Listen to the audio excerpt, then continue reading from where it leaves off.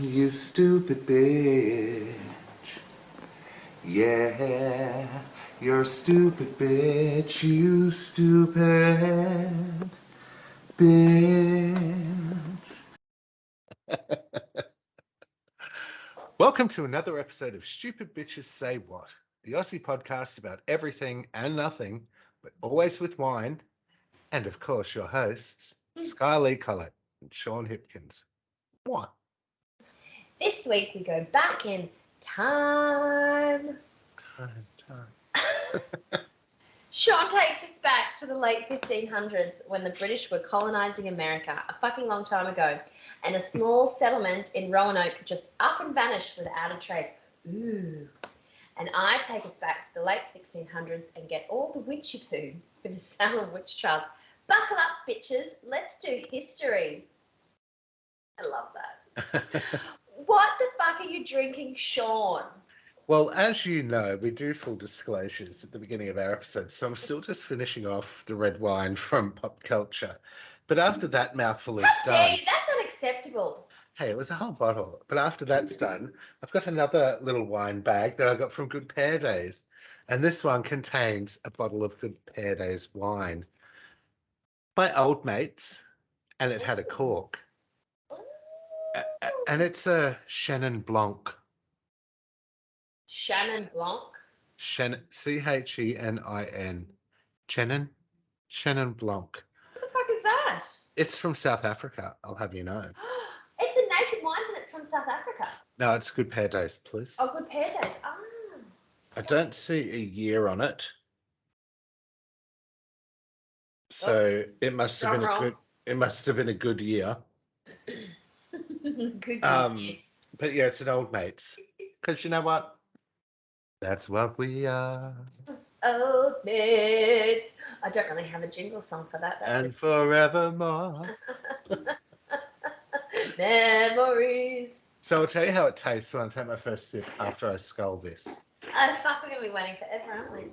Please. Who the fuck do you think you're talking to? In the meantime, what you drinking, Skye? Well, I've moved on. I'm also drinking a cheeky little red. And I think you can guess what I'm going to say, what it is. It's a little McLaren Vale. 2019, no, fuck McLaren Vale. It's a little 2019 Sangiovese, please. Oh, Sangiovese. Sangiovese. I love my Sangiovese. You know how much I love my Sangiovese.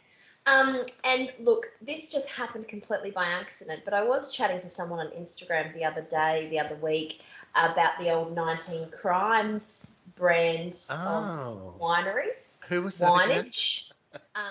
It was Chick Lit Pod. Fucking bitches be lit.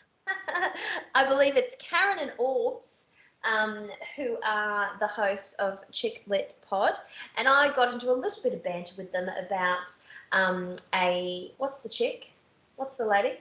Oh, Martha Stewart. Martha Stewart. They advertised the 19 Crimes that had Martha Stewart on, and now I haven't seen that in Australia yet, but these little 19 Crimes are on special this week for $10. That is reasonable.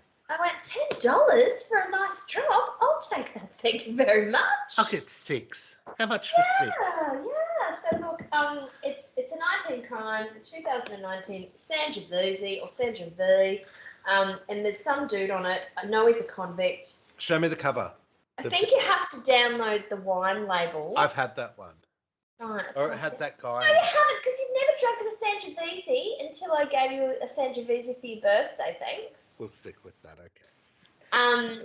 So I don't know who he is, because I think there's a little label thing where you're supposed to download. A story, yeah. I remember the conversation you were having with now is it Karen or Karen? I know someone that's spelled with K-A-R-Y-N at work, and they're Karen. Let's go with Karen. But she was saying that there's a QR code on there that you scan. Yes, she was. Is there a QR code on ours? There's I think I have to peel it off, and there's going to be a QR. So it says here, download, scan, experience. So yes, there is. Very cool. I haven't done it. And what's the story? What happens when you scan the QR code? It tells you a little bit about history, which actually, oh my God, total jinx. Relevant. It's back in time. So it tells you about the criminal that's on the cover though, doesn't it? But it doesn't even, don't tell me anything. It goes, oh, hang on. Each declared by His Majesty to be punishable on conviction by transportation. So they're obviously like a criminal from the US or Britain that have come to Australia. But it doesn't tell me who this bloke is. I have to download the thingy. That's kind of cool, though, isn't it? Yeah. Interactive wine drinking. It is. I like Well, convicts that ended up in Australia. Huh. And they've built a wine label around it. Well done. Well done. Oh, how the mighty have fallen. And well done, Chick Lit Pod, for reminding us about the old 19 Crimes and that its origins are Australian. Shout out to the chicks that are lit. So that's what I'm drinking. Oh. So how's my week been? Oh, shit. I'm a little bit drunk, aren't I? How's the week been, you dumb bitch? Well, look, we are tapping on from previous episodes, so I won't get into the biopsies. But I will tell you another TV show that I binged, and I did binge this over a couple of days. It was on. You've had a lot of time on your hands, haven't you? I had Thursday off after the biopsies. Sure. My tests. Yeah. So I sat on the couch and I to recuperate. Yes, and I'd recorded the thing about Pam. Oh, the new Renee Zellweger where she wears the fat suit instead of putting on the weight like she did for Bridget Jones. It is fucking interesting. So I had no idea what it was about, and then I watched the first 2 episodes, and so there's a murder that happens basically. It's alluded. I've seen that bit. Is it Pam? Is it the husband? It's based on a true story, is it not? I did not realize until episode 3 that it's based on a true story. And fuck me, this Pam chick, Pam Hupp, Hupp. I'd never heard of her, but her picture looks very familiar. The real picture. It just goes fucking bananas. The shit she does. It's like, it's very sort of very criminally mastermindish, but stupid. Yeah. The stuff she's doing is clever, but the way she covers the tracks isn't as such. Right. Okay. Yeah, and it just gets fucking even more kookier and kookier as it goes on. I would highly recommend it. Renee Zellweger is fucking brilliant. She's always amazing. I love Renee Zellweger. At first, I didn't know she'd put on a fat suit. I thought she would just pumped up. Kilos, yeah. She's of an age now where it's harder to shed a. She swore she'd never do it after the first Bridget Jones, I think. Yes. Because I think she put on a little bit of weight for the second and the third, but nothing like she put on for the first because she got... It took her so long to lose. I don't think that. I think she just copped a bit of shit. And she's such a skinny woman in real life. And I think it was hard for her to live a life as an overweight. And look, to be fair, I don't think Bridget Jones in that first movie is fucking overweight at all. I think she's stunning. I think she's got a great figure. Voluptuous, if you will. Yeah, but I think she looks wonderful. But I think she struggled like mental health. And it's so funny. People give her shit about that. And then, you know how we were talking about, oh my God, what was it called? The impeachment about the Monica Lewinsky. And so when Sarah Paulson was playing Linda Tripp, she put on a fat suit prosthetics and got fucking ridiculed that she'd put on a fat suit for it. Instead of actually putting the weight on.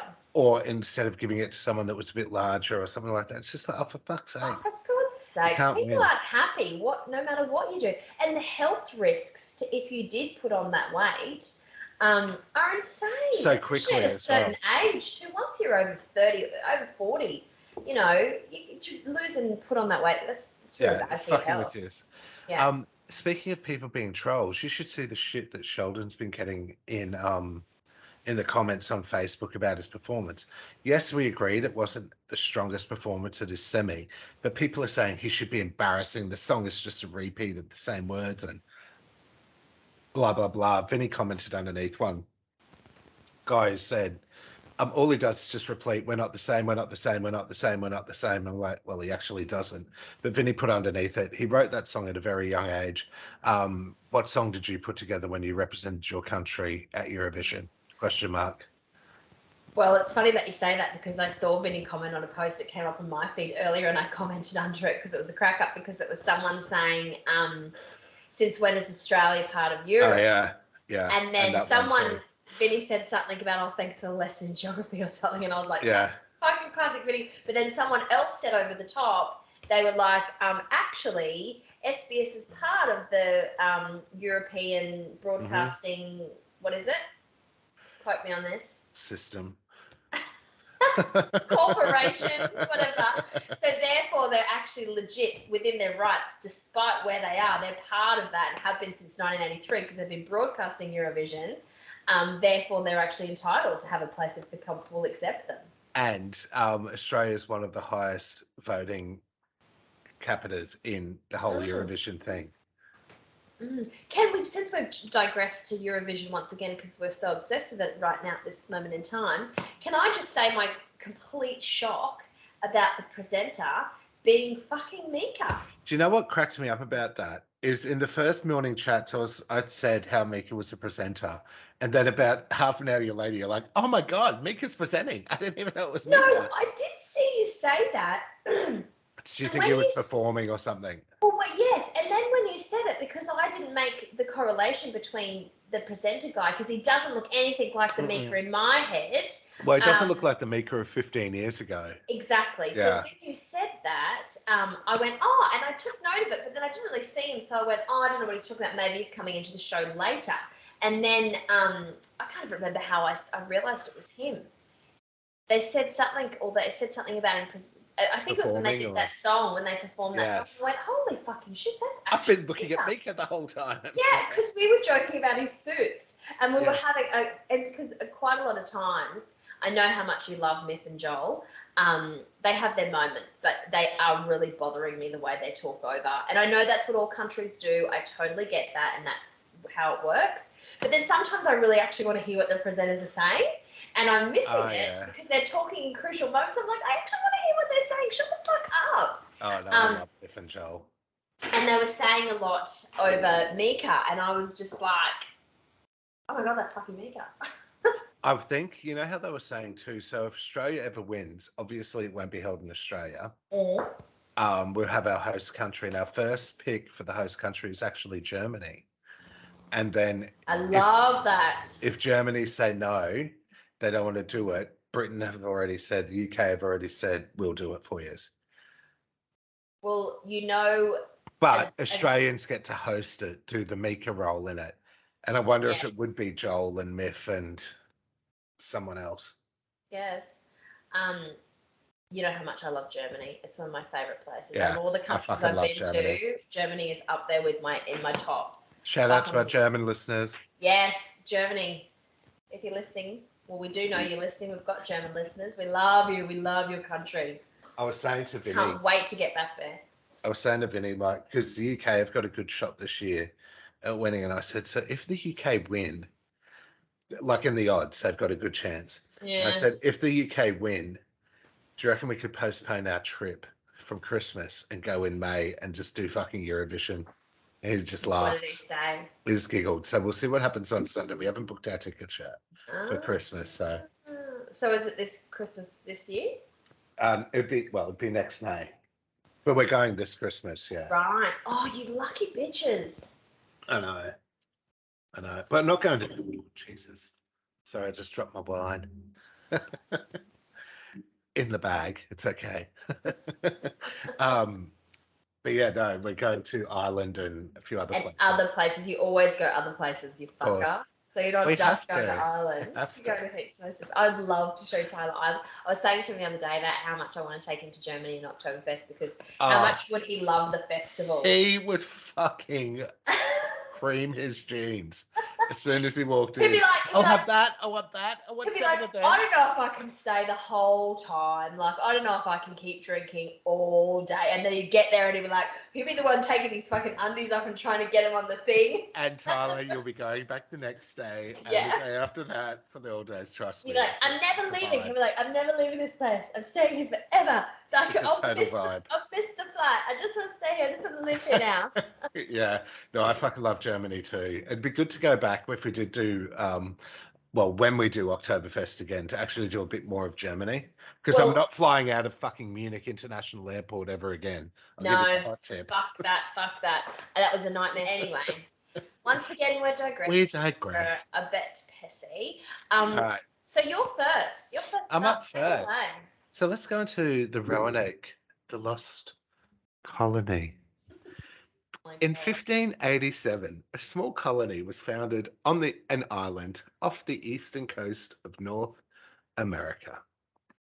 The settlement would have been the first permanent English colony in the New World.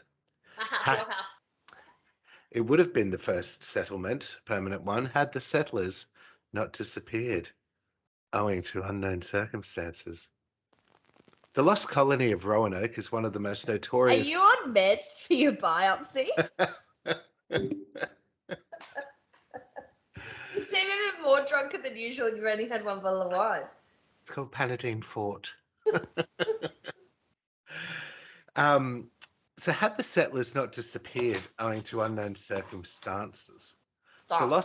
the Lost Colony of Roanoke is one of the most notorious mysteries in American history.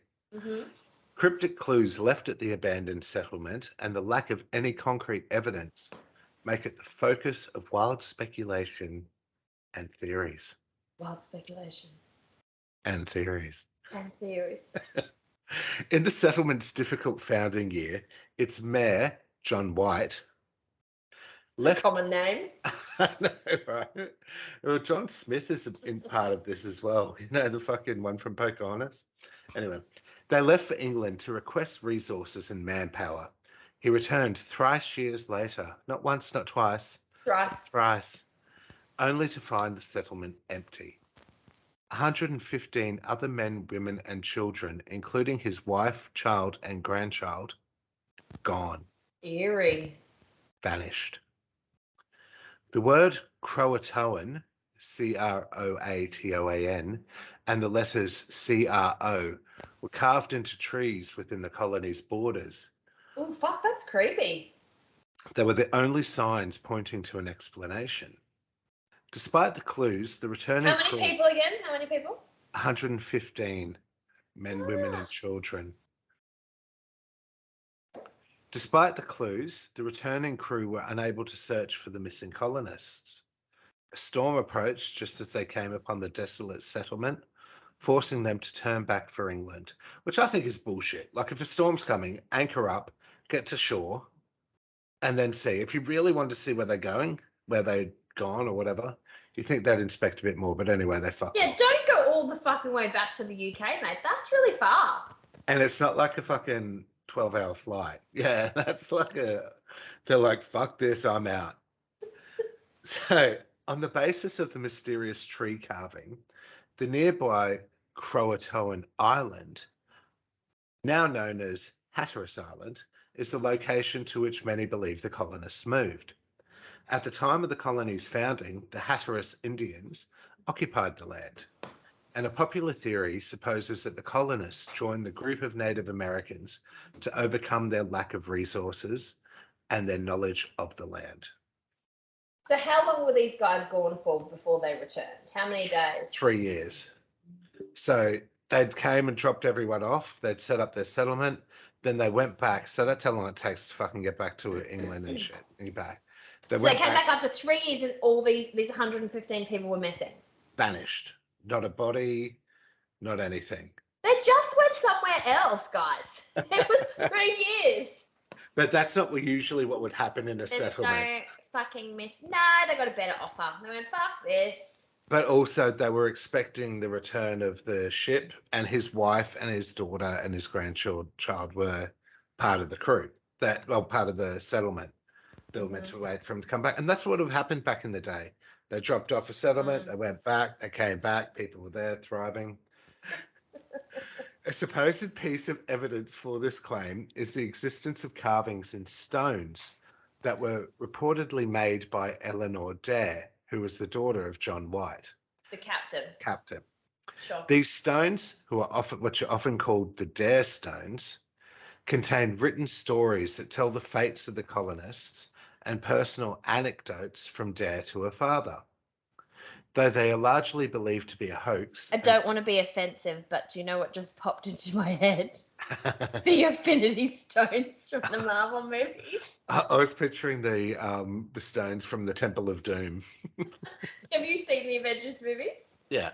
He takes it out of that guy's head. I know.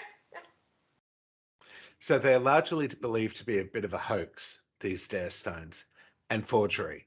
There is some academic belief, though, however, that at least one of the stones may be authentic, but I'll get to those shortly. Since 1998, the Croatoan project has researched and provided archaeological evidence to back up the theory that the colonists moved to be with, or at least interacted with, the Hatteras tribe. Artifacts and objects found within Croatoan villages that only English settlers had owned or had made at the time has solidified the connection between the two groups. But despite this evidence and many other theories, it is likely that no definitive answer to the mystery of the colonists' disappearance will ever be found. Ooh, I still think they upped and left and they just got a better offer. That's kind of what it looks like. But as I mentioned, over the years, there have been many theories and hypotheses put forth to help try to explain this long-standing mystery. They range from the potentially true to the, quite frankly, fucking outlandish. Some incorporate spiritual beliefs, while others are used strictly scientific and historical data to try and solve the mystery. Here's some more of the common ones. So I'm going to read 8 theories as to what happened. So the first theory, the colonists were absorbed into local Indian populations or captured as slaves. So the popular and likely theory is, as you said, the colonists left Roanoke and sought shelter with local Indian tribes. There were many documented sightings of Europeans and their influence in the years following the disappearance of the settlers, and the theory goes that these Europeans could have been the missing settlers or their descendants.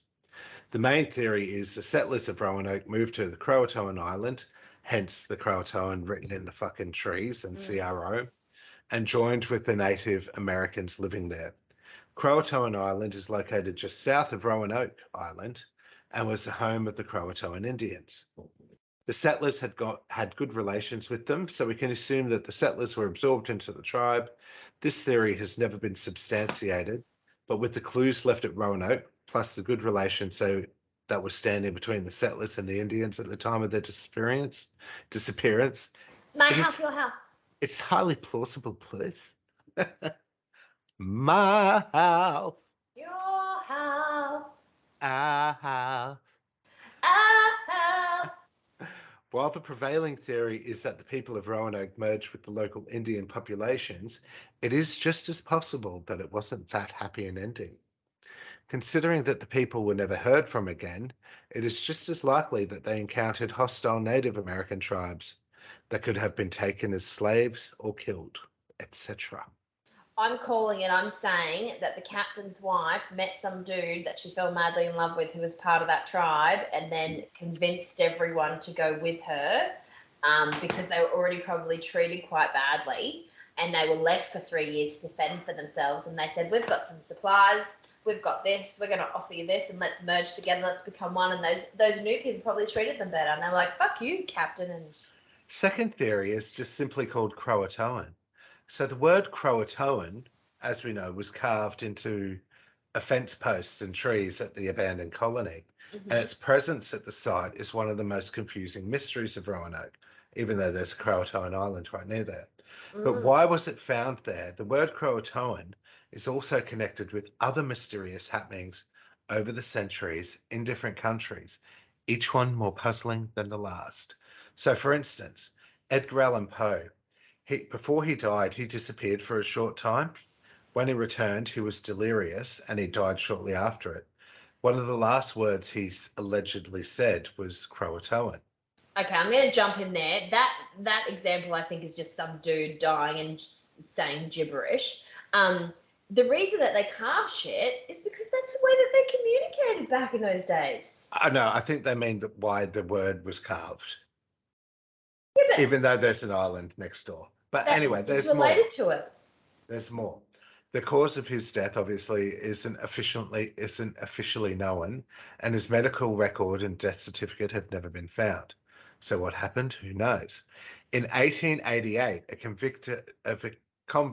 convicted thief carved the word Croatoan on his cell wall. After he was released from prison, he was never seen or heard from again. You know Amelia Earhart? Yes. So she disappeared in 1937. Her journal contained the word Croatoan as well. In 1913, an In author what who, context, though? I don't know. In 1913, They're clutching at straws. an author who disappeared in Mexico slept in a bed with the word Croatoan carved in one of the posts. While in 1921, there's something about him disappearing, actually. I've left that out. And he disappeared and died. I've deleted that in my notes. While in 1921, the word Croatoan was written on the last page of a ship's logbook that crashed into Cape Hatteras near Croatoan Island with the entire crew missing. So they were probably going to Croatoan, but then they crashed and the entire crew was missing. So there's probably, yeah, you're right, a lot of ways that that theory could be debunked. Look, I'm no skeptic. I believe in ghosts. I believe in the baby Aliens? Jesus. I believe. I don't know. I believe in X-Files. Can't believe you There's- believe in ghosts, but not aliens. There's lots of things that I believe in. I can't believe that you believe in aliens and not in ghosts. I believe in ghosts, Okay. but I believe aliens. There's probably a more probable chance of another life form out there. There is certainly fucking ghosts. Where else do you go? I believe in lots of things. Croatoan, bitch. that I got a are real. Croatoan. I believe in karma. I believe in so many things, but I'm struggling to really find anything that's really stands out to me in this story. I honestly believe there's a logical explanation for everything that's happening. It's not a mystery, okay? Look, I think you're right, but I think because they just disappeared without a trace and they had these weird words, and they probably didn't know what Croatoan AKA was. went somewhere else. Also known as packed up and left. A lot can happen in a 3-year period when you're left to your own devices. You're like, fuck This is this true. shit. It's not a I'm week. done waiting. Fuck ya. I'm It's not out. like- It's not like you woke up the next day and just gone, what the fuck? Where is everyone? And the It's not mother like and the Home kids, Alone. they probably hated the captain. He was probably a real dickhead. And all the men there were probably dickheads too. And Yeah. also, there was meant to be some of the natives had explained that there was some quarreling happening right before they disappeared. There's no conspiracy here. I'm sorry. The third theory is the colonists were murdered. So in 1607, Captain John Smith, Pocahontas, tried to uncover what happened at Roanoke. He claimed that Chief Powhatan told him that he killed the people of the colony to retaliate against them for living with another tribe that refused to ally with him. Allegedly, Powhatan showed Smith items he took from the Roanoke to support his story, including a musket barrel and a brass mortar and pestle. All that proves is that he was covering for those people and he wanted to get them to safety. By, Otherwise, they'd be dead. He would have showed proof of their dead bodies and their bones. Maybe. By 1609, this story reached England, and King James and the Royal Council blamed Powhatan for the missing colonists. The fourth theory is cannibalism. There are two theories about cannibalism. Either the people of Roanoke were the victims of cannibals, or they had to resort to it to stay alive. Because just imagine, like, even though they're on an island that's near another colony and stuff, back then, it's not like just catching the city cat. But human beings can't digest bone. Well, they probably didn't eat the bones, you know, they probably put that into a stock. But none of their bones have been found anywhere. Do you know what I mean? This is right. 115 people, there's going to be bones. That's what so they say. Other Native Americans tribes were hostile to outsiders, and they weren't on good terms with the settlers or the Croatians. Sorry, that's what they call Croatoans. Anyway, one of those groups could have been cannibals. The people of Roanoke could have been picked off gradually, or cannibals could have kidnapped them and disposed of them that way. There is no definitive evidence that Native American tribes in the area were cannibals. So this is a less likely theory than the people of Roanoke becoming cannibals themselves, which is what happened in a few of those settlements. The fifth one is disease. Disease is another theory that has historical basis to support it. The Roanoke colonists could have encountered a new world disease that they had no immunity to fight. Considering the reports from Native American tribes in the area of internal warfare in the Roanoke settlement before everyone disappeared, this seems like a viable theory, and the fact that healthy people wanted to keep the sick people separated and fights breaking out and shit like that. But again, still no bodies. So old mate Captain, he went back to the UK. He went, it's like, fuck this. They're not Well, here. I'm out. Oh, yes. Storm's coming. I'm going. So did he ever come back and look for them again? I don't think so. There was other people that went back, like John Smith. Also a very uncommon name in the time. Says a lot about the captain, doesn't it? It does. The captain, I think he fucking killed them all, probably. He probably set them on a rock and he said, I'll be back, I promise. Yeah. I don't know where they are. Yeah, there's probably a whole heap. Look, it's like the Bible. This shit ain't making sense. The sixth reference, which is also a nice reference to your story, is witchcraft. Ooh. There are two theories involving witchcraft, that the Croatoan either executed the colonists as witches, or the colonists were the victims of witches who lived in the North Carolina woods. The Croatians believed in witches and witchcraft. Their definition of witches were people who used black magic to commit evil acts in everyday life. The Croatians and the other Native American tribes tell legends of witches who lived in the North Carolina woods, who used black magic to hurt people. There is a story that the people of Roanoke became the victim of these witches when they left the island, and that is why they were never heard from again. Second final reason, sorry, I didn't want to get your hopes up there. Supernatural/religious explanations. These mainly revolve around Baby Jesus did it. It was the baby Jesus. It was fucking the Book of Mormon. These mainly revolve around Native American spirits that help explain away not only the behavior of the colonists before they disappeared, but also why the colonists disappeared without a trace. Native Americans believe in a wild spirit in the form of a beast called Wendigo. Winnebago. Oh my God, Melps. When people resort to eating human flesh, their bodies are taken over by a Wendigo. If the people of Roanoke resorted to cannibalism, then according to this belief, they are still alive, roaming the woods of North Carolina in the form of Wendigos. Winnebago. And the final theory is the Dare Stones. They are called the Dare Stones because they were apparently written by John White's daughter. Stones. Indiana Jones stones. Most historians consider the Dare Stones a hoax, although many historians believe the first stone is authentic. The inscription was consistent with the phrasing of the time, and the colonists would have had tools to carve such a message.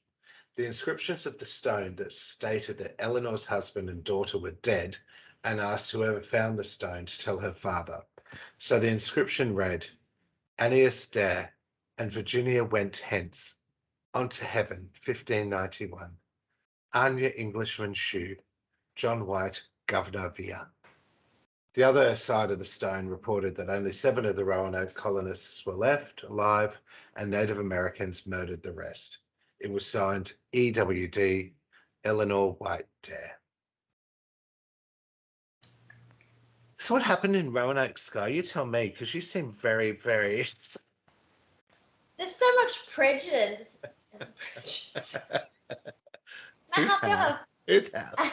There's so much prejudice against like the American Indian people that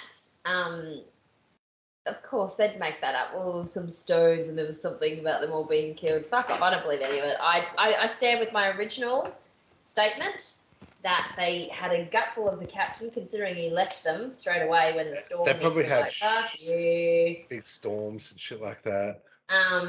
Yeah, I think that they made friends with the people locally, and then they decided that their life would have been better if they merged their tribes, whichever tribe they did. And I think the writing on the wall was either that, you know, group of people saying, hey, they should have joined our tribe, or it was because they did join the tribe. I think there was no great mystery. People just moved on.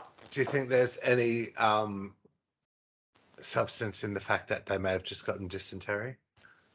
Well, they'd have the bones. They all would have been dead there because they wouldn't have been able to crawl away into the bushes and not be lost forever. Do you know what I mean? You would have at least found a couple of bodies.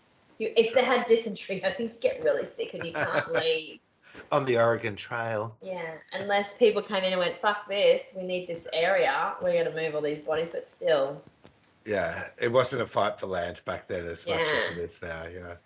But you know, it's a little bit like, and I've researched the Salem Witch Trials, and that's my subject. But it's a little bit like me in some of the story. Like, I mean, I think it's a great retelling of Roanoke that you did, but I can poke holes in all of it, like. And I have heard that Roanoke before, and I know from American Horror Story that they created a season. You said it's very different to that, but Yeah. I know that Roanoke is a thing that people talk about, and I've seen it. It's in an episode of X-Files. It's one of America's greatest old-time It's like the mysteries. Bermuda Triangle, right? Like, Yeah. it's like one It's of those just like, things where did they that's go? that great unknown. And yeah. even though that, yes, they probably did pack up and move to and integrate with another tribe, there is no. Have a gutful and said, "Fuck this fucking But there is colony." still no evidence of that, and there is still no one heard from any one of them ever again. But it was a super fucking long time ago. Someone People just couldn't pick up would the have tweeted phone. about it by now. Didn't have like a satellite to go, "Where's your location, motherfucker?" Your phone pinged off this fucking tower. We know where you are, bitch. Eleanor. And look, if you'd seen 1886 or 1883, whatever the fuck it is, you would know how 1888. vast 1888. It's like two numbers. How vast America is, like especially in like those colonial times when it was being discovered. Like there was just this tiny bit on the coastal line that had people, and once they started going inland, it was just like fucking wilderness. Where the fuck am I? And really bad terrain and really insane weather. So look, I will say North that Carolina, the weather there would have been insane. When Vinny and I went to America in 2017, and we drove a lot of it. So we drove in Texas and Louisiana, and we drove in California and Nevada. I want to do that so bad. I talk to Tyler about this But as all you the say, time. the terrain is just fucking something that's next level. Like the different terrains that they have in America is fucking crazy. Like you see the mountain ranges and the big sheer rock cliffs and shit like that. It's great. It's awesome. But Australia's like that in lots of ways. Like we're all, scattered across the coastline, and then we've got all this inland stuff that isn't populated and no one lives there. And yeah, well, our inland's less populated than their inland. Yeah, totally. But still, it's still a vast area. It is very vast. You can die out there if you're not careful. Oh, Jesus Christ. If you don't know have a the water conditions. pack. Watch out for rattlesnakes. And if you don't know how to cook a koala, you're fucked. I don't know how to cook a koala. Just chuck him on the fire. I know they've got mad fucking claws though. They'll take your eyes out. And they grunt like a bitch at night. Fuck me. I remember the first time I heard that as a child. They love I was to like, what fuck. the fuck is that outside my window? It's just the mating call of the koala bear. So tell us about this witchy bitchies, Skye. Okay. The Salem Witch Trials occurred in Massachusetts between 1692 and 1693. More than 200 people were accused of practicing witchcraft. You can't laugh through it. 20 were executed. What is amusing about that? I think it's because I'm trying so hard not to laugh. Hang on. You're crying. You're literally crying from laughter. Oh, God. You drunken bitch. Oh, totally. That's terrible. All right. You're going to do it again. I know you're going to do it again. No, I'm good. I'm good. That's right. So I really am intrigued. So tell us about these witches, Skye. Well, the Salem Witch Trials occurred in Massachusetts between 1692 and 1693. You good? You good? Just checking. You good? Okay. Anyway, I'm going to continue. More than 200 people were accused of practicing witchcraft and 20 were executed. Let's just hold for Bino to get over his giggles. I do not know what it is. I think it's because you keep looking at me. That's it. We look at each other. It's a fucking podcast. All right. Sorry. I really am sorry. One more time from the top. Tell us about those bitches witches, Skye. Sure, I'd love to. The Salem Witch Trials occurred in Massachusetts between 1692 and 1693. More than 200 people were accused of It was your practicing fault witchcraft that time. and 20 were executed. You can't say Massachusetts. It's a really hard word to say, okay? Especially when you're drunk. The Salem Witch Trials occurred in Massachusetts between 1692 and 1693. More than 200 people were accused of practicing witchcraft and 20 were executed. Later on, the colony would ultimately recognise their complete overreaction and move to compensate the families of the convicted financially. How long afterwards was that? It was still like fucking coins that they compensated them, so it was like 10 years maybe, something. I don't know. I don't have those stats. Sorry about that. Oh yeah, because they had the whole thing that if they were a witch, they wouldn't burn at the stake or they wouldn't survive the punishment that they were getting. Yeah. So then if they did die, they would have had to be like, oh, sorry, here's a coin. No. I think it's a case of in pop culture, it's been portrayed as that, but whilst maybe there was a little bit of that, but really in the actual historical events of what happened, there's not a lot of that. Like, they hung them. They didn't burn them. They hung them all. The Salem Witch Trials, I'll tell you how many deaths there were in the end. There was 19 people, mostly women, who were hung. There was 4 who died in prison, and there was 1 who was crushed to death. Oh. It was a dude, and it was a dude. It wasn't a chick. So that's all the people that died. No one was fucking burned at the stake. Oh. I know. So in popular culture, it's been portrayed very differently from what I've researched. And look, so from the 1300s to the 1600s, Europe was overtaken by a witch craze. Europe, not America. And it was believed that the devil would seek out certain people to do his bidding, granting them powers for their loyalty. Some tens of thousands were executed across the continent, mostly women. However, the craze was dying down when it hit Salem. And to be fair, in my research, I haven't looked at anything that happened in Europe at all. I focused solely on Salem. Well, that's the topic. Purposes of this subject.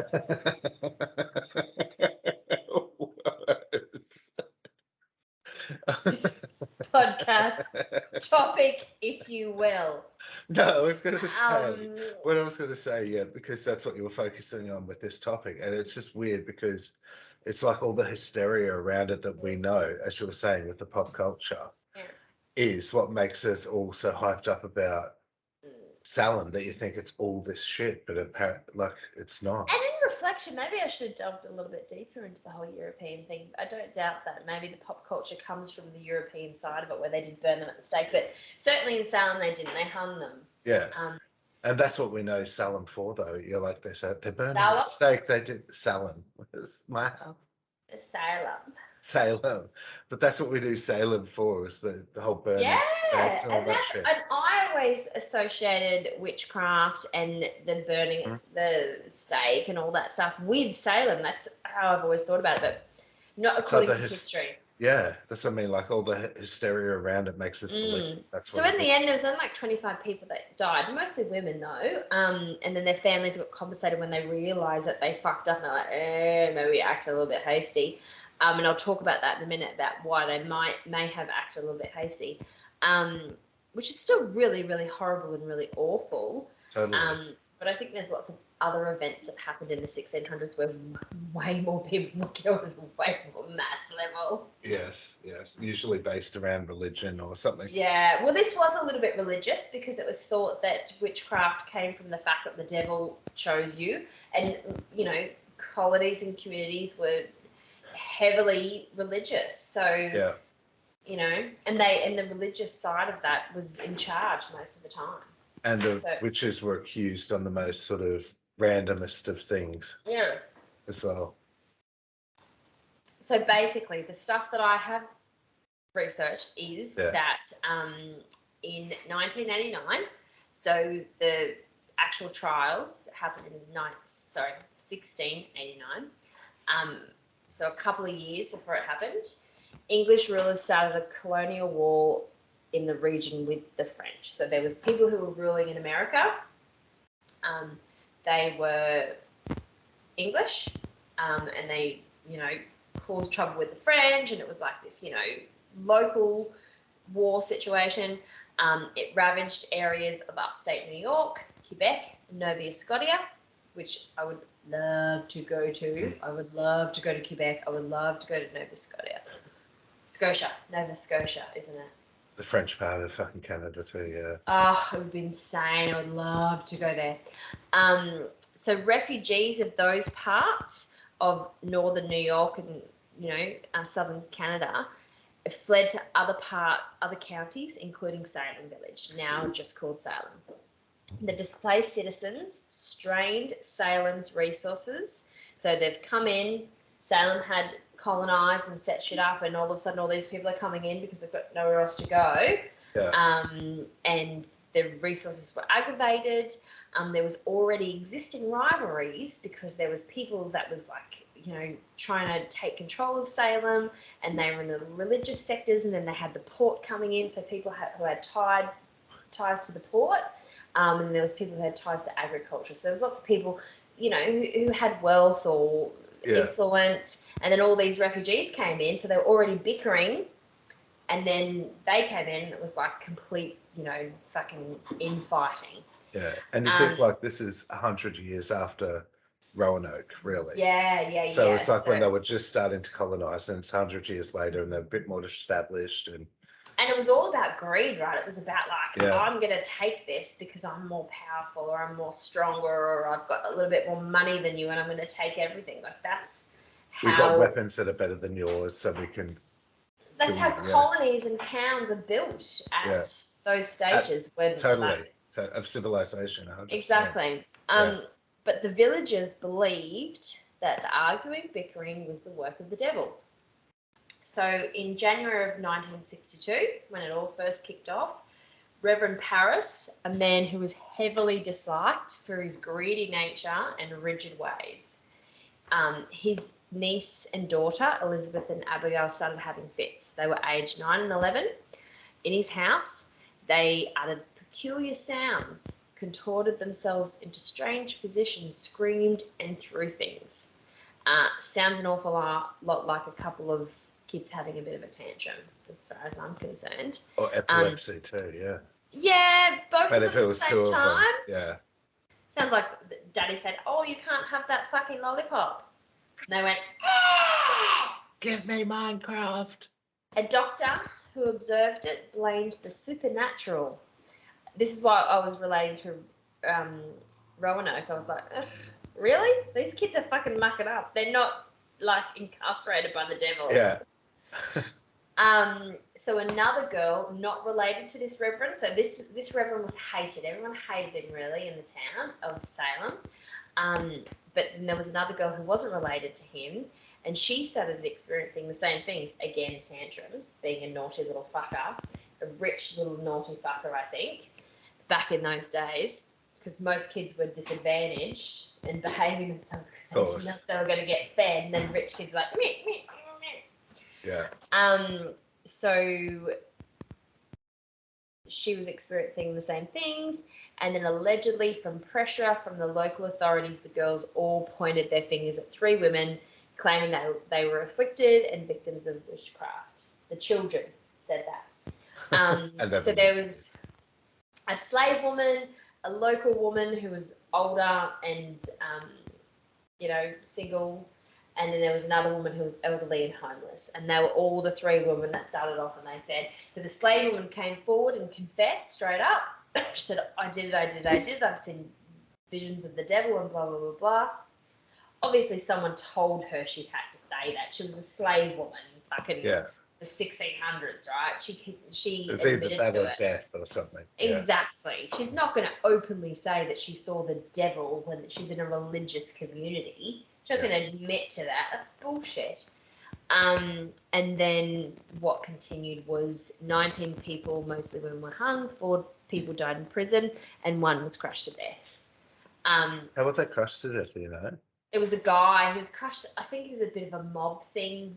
I think he refused to be incarcerated, and then they just crushed him with like a cart and stuff, and fucking, you don't want to be in the middle of a mob back in those days. Yeah. And you've seen some of the TV shows. There was one called Guy Fawkes, a British one, and it had like people when they were getting the religious people or the people who weren't Catholics or Jews or something out of the cupboards, and then fucking torturing the shit out of them if they didn't say where their priest was, or their whatever you call it in the Jewish language. Well, it's like that show Vikings.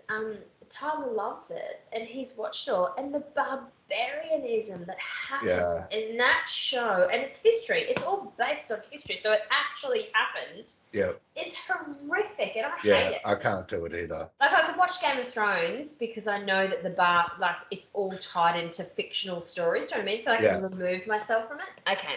So 19 people, mostly women, were hung, 4 died in prison, and 1 was crushed to death, which was a dude. Mob crushed by a mob. Yeah, blah blah blah. Don't want to offend anyone, and it'd be a horrible way to go too, wouldn't it? Being crushed to death, because it would be quick. I think torture would be worse back in the old days, or stretching when they used to stretch you out, or being burned at the stake would be fucked, motherfucker. All of it would be fucked. Yeah. Sorry, go on. They were brutal back in the old days. But ultimately, Salem was a bit of a snorefest for me. But I do have a couple of things that I want to touch on. Number 1 is that there is a statue of Elizabeth Montgomery in Salem. Do you know who that is? Yes. She's fucking the chick from Bewitched, is it? Yes, she is. So there was a little bit of controversy about it. So in 2005, TV Land. So what happened was, so the show, their set was temporarily burnt down from the fire, and so they decided to plan a season or a part of a season for Bewitched, and they decided to go to Salem, and they had a bit of a historical thing. And I've seen so many Bewitched episodes over my life. I love Bewitched. Yeah. I love the nose thing, and I think about it all the time. I always think I wish I could just wiggle my nose right now. And she was able to do that naturally. Put myself somewhere else, especially when I'm hungover. I think that a lot. Yeah. So much better than Jeannie. Yeah. Fuck Jeannie. Jeannie was dumb. I couldn't It's a manslave. I love Samantha and Tabitha from Bewitched. Fucking the bee's knees. Yeah. But so their studio burnt down, so they moved part of their production into Salem, and they did a certain amount of episodes, and it's called the Salem period, right?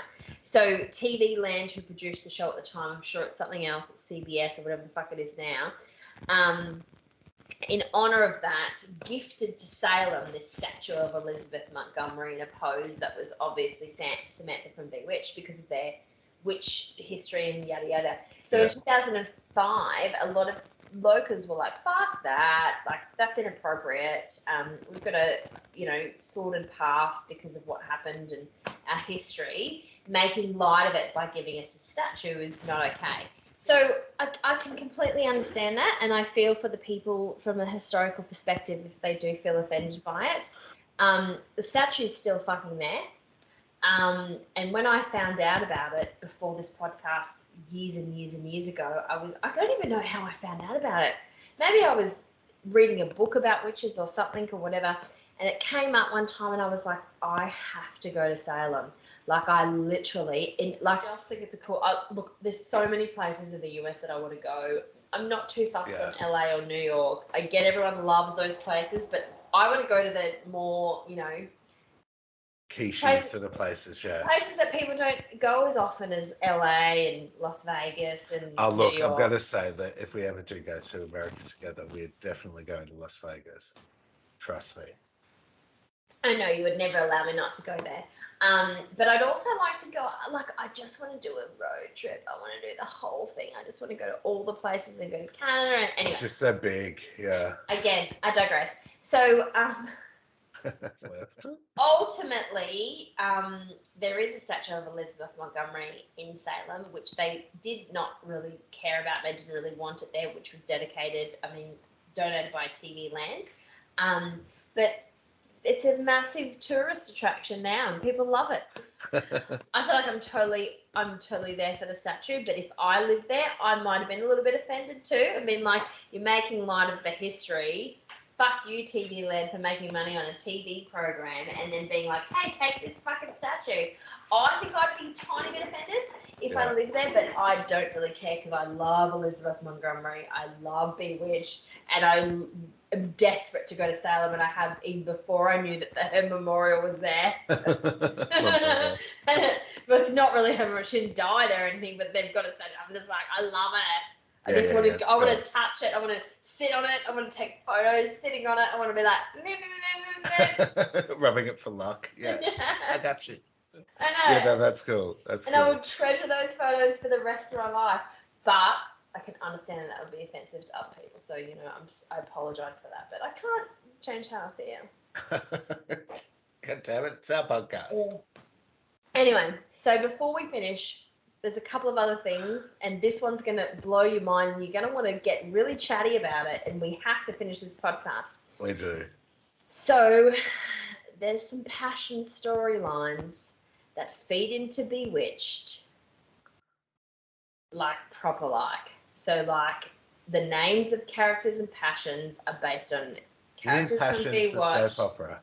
With the tiny little doll that was a midget who died in real life. Passions, the soap opera.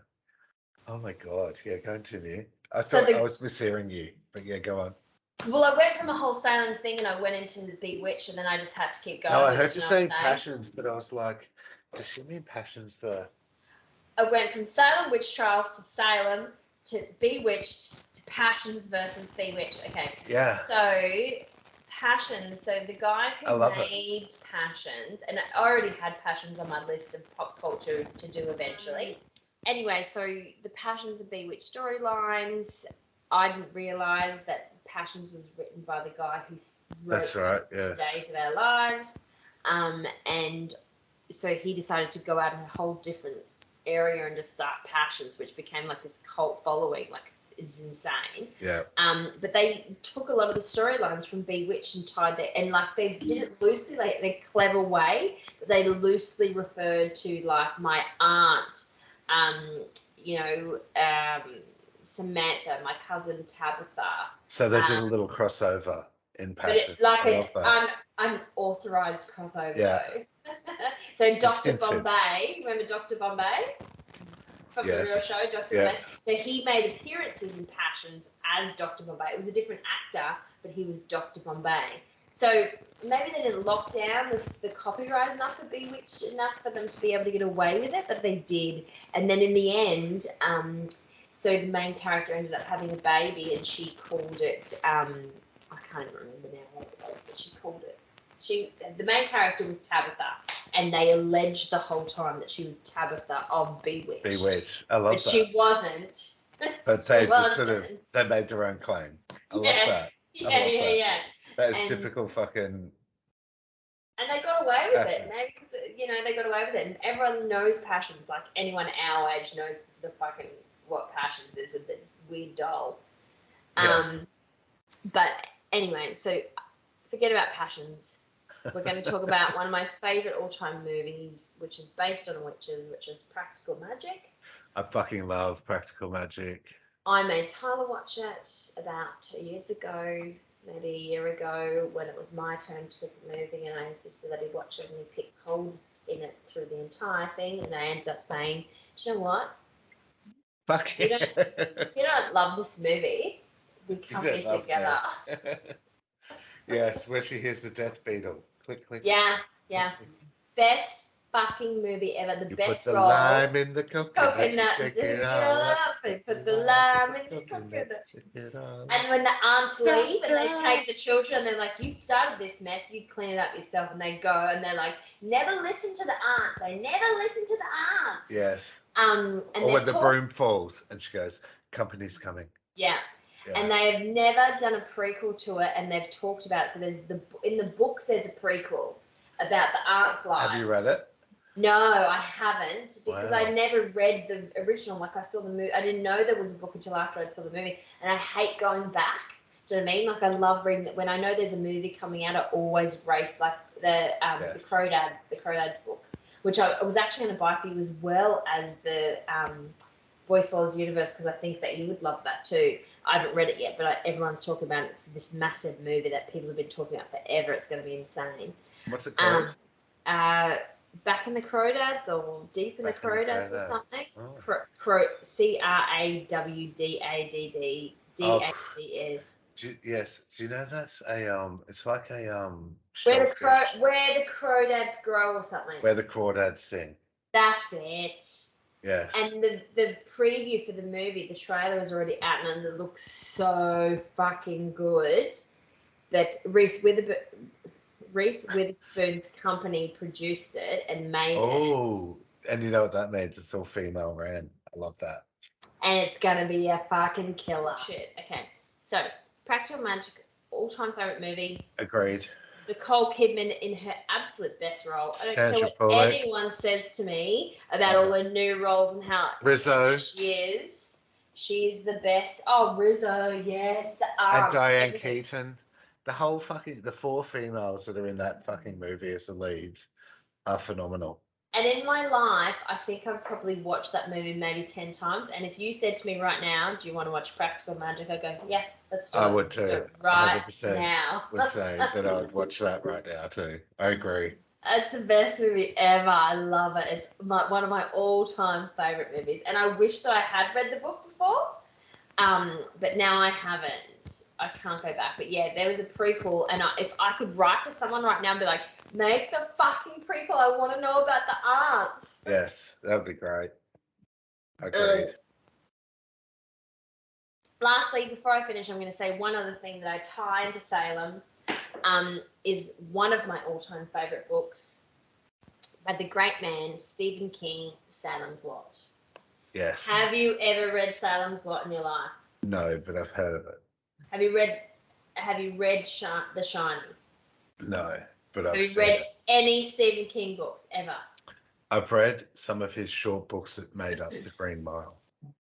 That's it. Yeah. If there's anyone who can scare the motherfucking bejesus out of you, out of In a book. context, is Stephen King. I love that. So I read Salem's Lot when I was really, really young, and that's the thing that made me obsessed with Stephen King. I was super obsessed with him. But after that, I read all of his books, and then I didn't end up reading The Shining until Link was a little baby, I think. I was working at BOQ, and I used to catch the train, and I started reading it on the train, and I read it on the train home one night when I finished work at like 8 o'clock or something. And I remember stepping off that train when I got to the car park and literally being terrified to walk to my car because I was so scared after this book.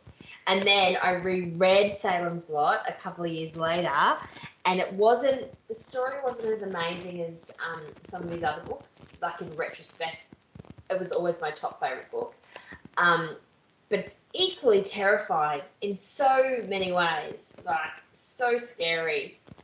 I love it when a book can actually have those powers on your emotions or how your thoughts are and all that. So shit. Stephen King is behind It. Yes, I know that. And apparently It is like a very thick book. And it's supposed to be very much more terrifying than the movie. I read the first book, couldn't face the movie because, I started watching a little bit of the movie, it terrified me, read the first book because I love Stephen King so much. Will never see any film relating to It ever again. And if they do a proper redo of The Shining, I'd be terrified. Like, they've just redone Carrie. I tagged you in that. Yes. Not Carrie, Firestarter. And do you know who the father is? Yes, it's Zac Efron. Zac Efron, who we love. We love Zac Efron. And he's our man. He's over 30 now. That's awesome. I know, he's a man. He's a cootie. Oh, I'd tap it. I'd tap it. I've always said I'd tap it. I'd tap it. I'm younger than you, remember. Thanks for listening to this week's episode of Stupid Bitches Say What. We hope you enjoyed our take on some carefully researched historical events. #LOL. #LOL. Tune in next week for our monthly What's the Haps episode, where we chat about the stories that made headlines or piqued our interest during May and or April. Whilst Eurovision is well and truly over, not yet, but it will be by this time, our special episode continues to get mega ratings. Have you listened yet? Have you listened yet? And if you have, well, tell your friends. Actually, tell everybody. As SBSW Eurovision special. It's on air now. Stupid bitch. Through dance and song. Good evening, Europe. Good morning, And good morning, Australia. Australia. This is Eurovision. What was the The entry thing? Eurovision Song Contest, Contest has to begin. started now. Yes. And We Stop are very recording. drunk. it's not stopping recording. I'm just going to say to you that I'm 42 tomorrow, just in case you forgot. Oh, you are 42. Wow. So young compared to you. Not really. Can you hit stop recording? It's not stopping recording on mine. Well, it did before. It's because you're drunk. Yeah, I know. Massive That's because episode. we're professionals now, yeah. That's why I think Are it's we? okay to have. Well, I think Are well, we? not tonight. Yeah. You're I think a it's fucking okay. menace to the world tonight, you are. That laughing fit was fucking crazy. I haven't laughed that hard in fucking ages, and I couldn't stop. Yeah, that stupid bitch. He's a stupid bitch. What a stupid bitch. That stupid bitch.